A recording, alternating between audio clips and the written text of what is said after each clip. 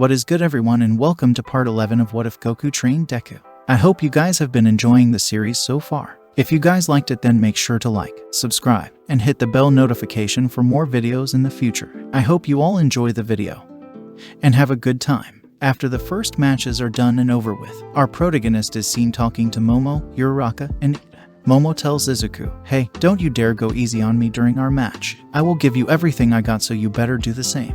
The thing is, Momo, if I don't go easy on you, I'll end up hurting you by accident. You should train with us sometime so you can get stronger too." Momo huffs and crosses her arms. Alright, I'll tell you this. I will make it a challenge for you." Momo still has her face huffed and arms crossed together. Alright, fine, I guess I'll accept that. Uraraka joins in the conversation and says, "I can't wait to see you two fight. It's going to be an exciting match." Yes, I agree, but it's going to be hard to root for either one of you since you two are my friends after all, Ida says to both of them. Izuku looks at Momo and says with a huge smile on his face with a fist bump for the ready, "Do your best, Momo. Let's make this a match worth remembering." Momo is happy with the sentiment and gives our protagonist a fist bump. Izuku and Momo get ready for their quarter-final match. They are on the ring and both are ready. The match is announced and Momo rushes in to attack Izuku. Momo creates a weapon to use against the boy, but he dodges with ease. While Momo is trying to strike Izuku, the boy is coaching her at the same time, giving her tips on how to fight better. What is Midoriya doing? Is he giving her tips on how to fight? Present Mike shouts through the microphone. After some time, Izuku flies up and grabs Momo, gently carrying her out of the ring. Momo isn't too fond of the thought of losing, but she still had a great time during the match. The second match of the quarterfinals is Shoto Todoroki versus Tenya Ida. Todoroki would try to freeze Ida, but it wouldn't turn out the same as in his last match. Ida would use his engines to get out of the way. "I won't be defeated so easily, Todoroki. If you want to beat me, you will have to be faster." Ida rushes in towards Todoroki's direction. The bi-colored teen would use his ice to block Ida's direction, but he would move past the ice. Ida was close to Todoroki and tried to kick Todoroki unconscious. But Todoroki would use his ice to try to block the attack, so Ida went to his other side and attacked from there. Seeing this, Todoroki would unconsciously use his flames, forcing Ida to step back. This annoys Todoroki since he had to use his fire side. Ida tries to rush in so he can attack again, but Todoroki decides to freeze the ground of the ring, causing Ida to slip out of the ring. Todoroki wins the match. After that match was done and over with, Ida gets a call from his family, delivering the bad news to him. Izuku and friends were worried for the boy and asked what was wrong, but Ida tells them that something happened to his brother and has to get going. The third match of the quarterfinals is Hitoshi Shinso versus Ochako Uraraka. Before the match starts, Shinso tries to antagonize like he did to his last opponent. Uraraka has a feeling on what the boy's quirk can do, so she decides not to say anything. When the match starts, Shinso continues to keep talking shit. Uraraka is just standing there and decides to walk at a normal pace towards his direction. Shinso's getting worried, so he tried to get personal with his trash talking, even mentioning her friends. When Shinso starts talking shit about Izuku, that sets the girl off, so she slaps him in the face and shouts, "Don't you ever talk about Deku like that. He's a great guy, so don't put his name in your mouth." Hearing that stunned Izuku. He didn't know Uraraka cared about him that much to potentially lose the match. When the crowd and Present Mike saw that, they all were in silence. No one expected the girl to do that. But when the girl spoke, already fell into Shinso's trap. "Alright, I'm sorry. Now walk out of the ring." Being stuck in Shinso's mind control, Uraraka walks out of the ring. Shinso wins the match. The crowd started cheering for Shinso louder than before. When Uraraka breaks free from the mind control, she feels sad and disappointed in herself for falling into Shinso's trap. "Hey you, Uraraka, right. I really am sorry for making you upset like that. I was just trying to win, but I have some advice for you. It seems you really care about that Midoriya guy. I hope you will get to him before it's too late." Shinso tells the girl. "What do you mean?" Uraraka asks. "You know exactly what I mean," Shinso replies back, causing Uraraka to get flustered and embarrassed. The final match of the quarterfinals is Ibara Shizaki versus Katsuki Bakugo. Shizaki tries to use her vines to grab onto Bakugo, but the explosive blonde doesn't feel like wasting his time, so he grabs the vines and throws Shizaki out of the ring. During their match, Izuku would talk to Uraraka, trying to comfort the girl. "Hey Uraraka, are you doing alright?" "Yeah, I am. I'm still kind of bummed that I fell for that guy's trap though. I still think you did pretty amazing out there. You were great, and I appreciate what you said out there." Uraraka remembers that moment and gets embarrassed. "Yeah, it's no problem. Don't worry about it. What are friends for?" Uraraka says with a stutter. "Hey, is something wrong? Your face is extremely red." Izuku puts his hands on the girl's forehead to see if she has a fever. It doesn't seem like a fever, so it must be something else. You should see recovery girl.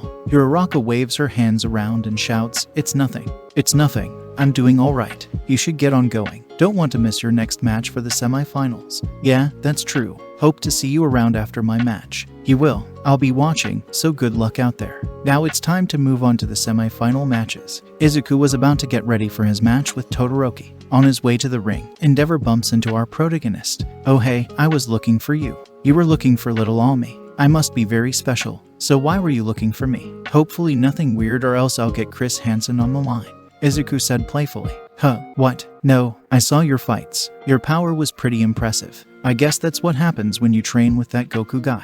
And since you train with that Goku guy, that means you're affiliated with All Might." "Yeah, and so what if it? Why does it matter to you, Endeavor? It's my boy Shoto's duty to surpass All Might and take his place in my stead, and his match with you will be a good testing ground to see how much training he has left.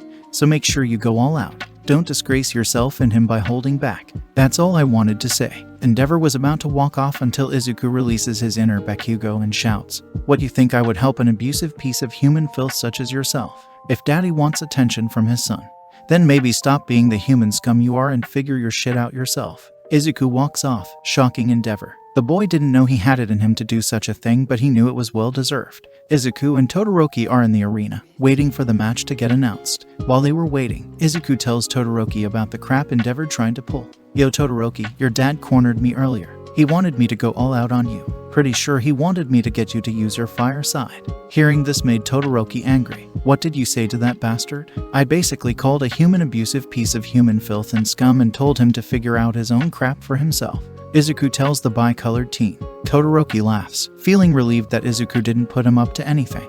"But nonetheless, like I told you before, I will not be taking you seriously if you don't go all out against me." The match is announced. Todoroki tries to freeze Izuku, but he uses a held-back Delaware smash and destroys all the ice coming at him. Todoroki tries to use his ice with no avail. "Really, Todoroki, your ice won't work. Maybe if you used your fire, then at least I will feel a burn. I'm not fireproof, you know. I told you, Midoriya. I won't use my damn father's quirk." "Why not? It's your best chance of winning. You know why. You saw it all. You saw how I was treated. You saw how I got this scar on my face. You saw all the trauma I went through." Todoroki shouts at Izuku. "Yeah, I know, but like I said before, it's not his power, Todoroki. It's yours, no one else's. You saying it's your mom's side or your dad's side shows how much of a hold your father has won you. It shows that you are in his grasp.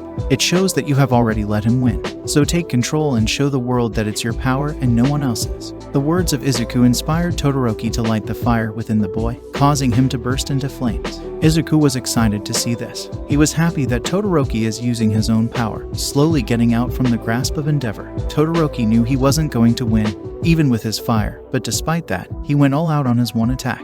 Izuku creates a Kai barrier around himself so he doesn't get burned by the flames. When the fire dissipates, he gives Todoroki a smile and gives the bi-colored teen a held-back Delaware smash, causing Todoroki to fly out of the ring. Todoroki was content with this loss and was happy that he was letting loose of the shackles he had on himself. Endeavor shouts to cheer, but Izuku tells the hero to stop talking. Endeavor doesn't appreciate being disrespected, so he tries to put his hands on Izuku, but Izuku said, "You better back off before I embarrass you in front of the whole entire world watching right now.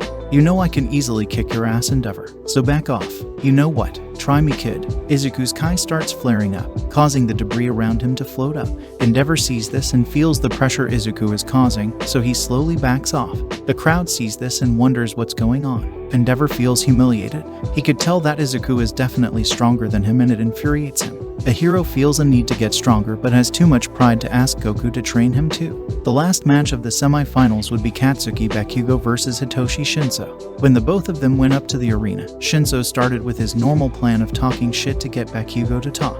Bakugo decides to humor Shinso. When the match starts, Bakugo says, "You know what? I'll humor you." The explosive blonde was caught in Shinso's mind control. This surprised Shinso, but he assumes that Bakugo was just being cocky and tells him to walk off the stage. After he said that, Bakugo broke out of the mind control.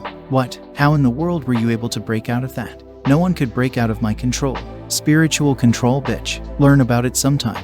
Bakugo punches the air and sends Shinso flying out of the ring, like his other opponents. Shinso was disappointed but was also content because he was actually able to make it to the semi-finals. He didn't really expect to go so far, but he did, and he was proud of that, so he doesn't feel bitter about it. Before Shinso leaves, Bakugo gives him a word of advice. Hey you, don't think your quirk will get you so far. Get stronger and learn how to fight. If you can't control a villain, then you'll need to use your hands. Shinso nods and goes off into the stands with the rest of his classmates. His class and some of the viewers cheered on Shinso, congratulating him for getting so far into the sports festival. Now we move on to the final round of the sports festival, the fateful match, Izuku Midoriya vs Katsuki Bakugo. Both of the boys are excited for this match. It's a match that will be a challenge for Izuku and Bakugo. When the match starts, both of the boys start flying and they start fighting. Both are so fast that the crowd and present mic can't see them, but they can feel the pressure from the fight. Not knowing what's going on, present mic shouts, "What's going on? I can't see the two fighting. All I can see are blurs and shockwaves." Aizawa tells the sound hero in the crowd. "Well, I can see them fine. It looks like they are having a good time, going blow to blow." How can you even see that? There's no way anyone could see that. You don't need to see them with your eyes. You can use your senses to make out the fight. Listen here, Aizawa. We don't have magic powers like you do. We are normal people. There's no such thing as normal. Anyone can learn to do the things that have been displayed, unless if it relates to quirks, then you can't. You have to train your body and spirit to achieve the power they have.